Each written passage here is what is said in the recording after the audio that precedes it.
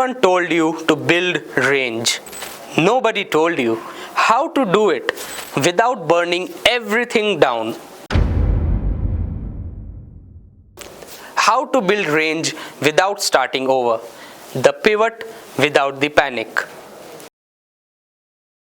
Everyone telling you to become a generalist is skipping the part where they explain how.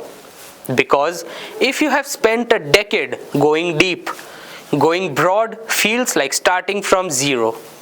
It is not.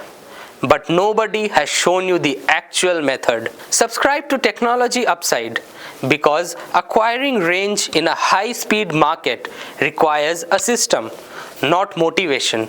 And this channel gives you the system. The mistake most specialists make when pivoting is treating new domains as replacements. They are not. They are multipliers. Your existing depth does not become worthless when you add range. It becomes the lens through which your range becomes uniquely valuable. Step 1. Map what you already know. Honestly. Step 2. Find the adjacent domain your existing skills connect to most naturally. Not the most exciting one, the most connected one. Step 3. Build something that requires both.